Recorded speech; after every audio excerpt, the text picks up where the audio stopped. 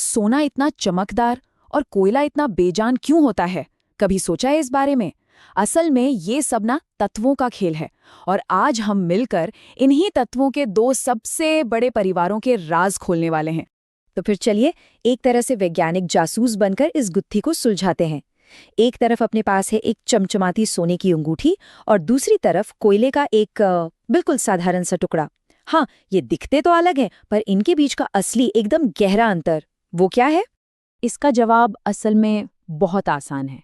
ये दोनों तत्वों के दो अलग-अलग परिवारों से आते हैं, जो मिलकर हमारी पूरी दुनिया बनाते हैं, धातु और अधातु।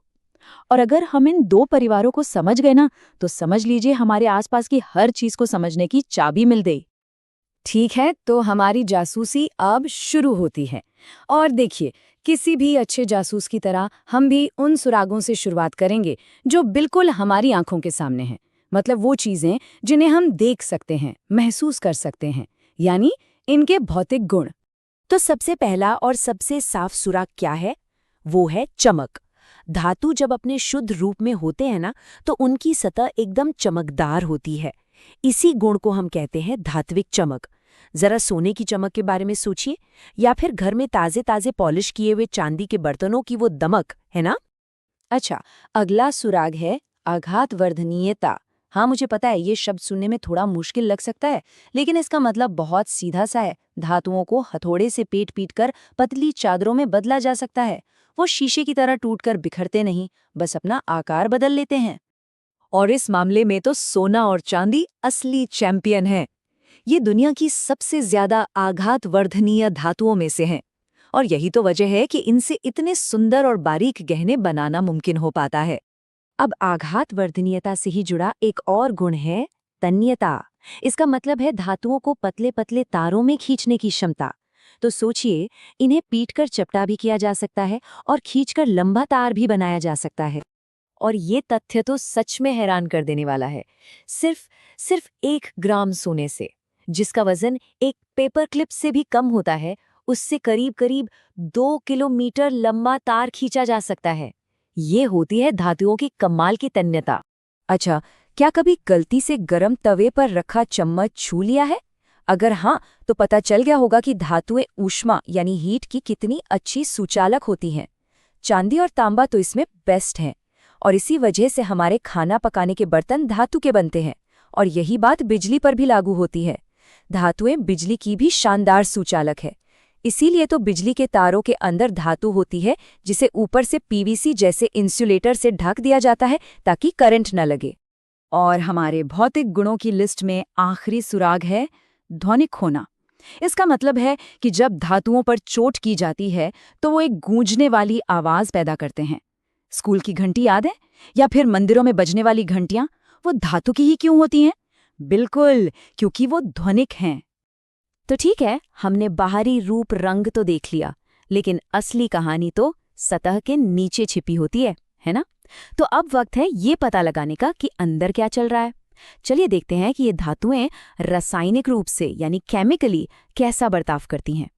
सबसे पहले देखते हैं कि हवा यानी ऑक्सीजन के साथ ये क्या करते हैं।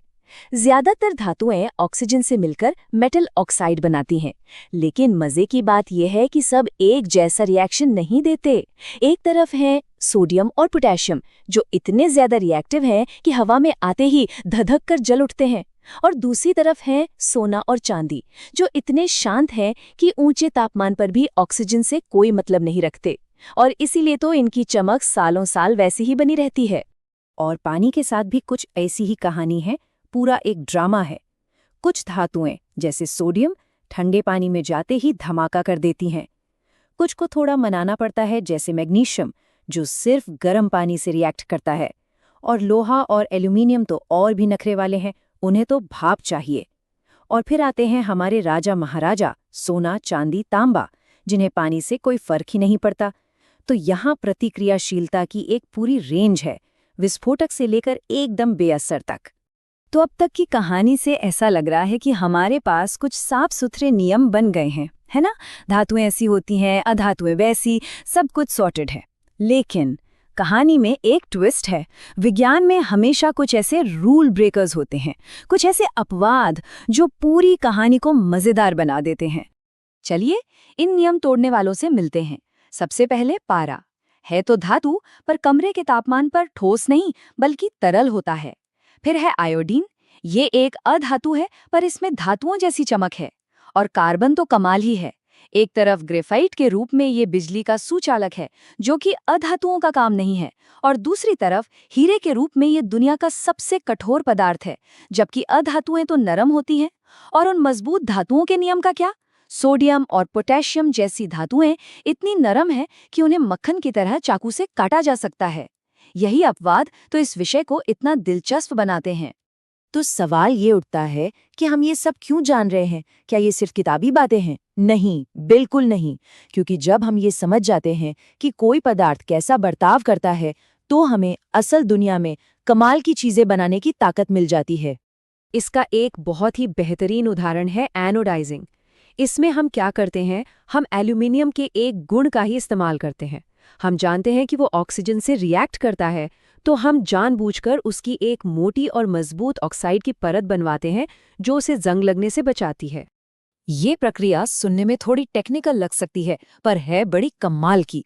इसमें एल्यूमिनियम की किसी चीज को एनोड बनाया जाता है और उसे सल्फ्यूरिक एसिड में डुबोकर बिजली पास की जाती है। इससे क्या होता है? एनोड पर ऑक्सीजन गैस बनती है जो सीधे एल्यूमिनियम से रिएक्ट करती है, और नतीजा एल्यूमिनियम के ऊपर उसी के ऑक्साइड की एक मोटी सुरक्षात्मक परत बन जाती है। ये परत उसे जंग से तो बचाती ही है, साथ ही इसे रंगा भी जा सकता है। हमारे स्मार्टफोन या किचन के रंग बिरंगे सामान पर अक्सर यही कोटिंग होती है। तो चलिए सारी बातों को एक बार समेटते हैं। हमने क्या सीखा? धातुएं आमतौर पर चमकदार, आघातवर्धनीय, तन्य और सुचालक होती हैं, और अधातुएं ज्यादातर इसके ठीक उल्टे। लेकिन असली और पूरी तस्वीर हमें तब मिलती है जब हम उनके रासायनिक गुणों और उन नियम तोड़ने वाले अपवादों को भी समझते हैं। और यही ज्ञान हमें भविष्य की ओर ले जाता है। जरा सोचिए, जब हम इन नियमों और अपवादों को इतनी अच्छी तरह जानते हैं, तो क्या हम भविष्य के लिए बिल्कुल नई तरह की सामग्री डिजाइन नहीं कर सकते? क्या हम धातुओं और अधातुओं के सबसे अच्छे गुणों को मिलाकर कुछ ऐसा बना सकते हैं जिसकी आज हम कल्पना भी नहीं कर सकते? जब हम प्रकृति के इन बुनियादी बिल्डिंग ब्लॉक्स को समझ जाते हैं, तो सच में संभावनाएं अनंत हो जाती हैं।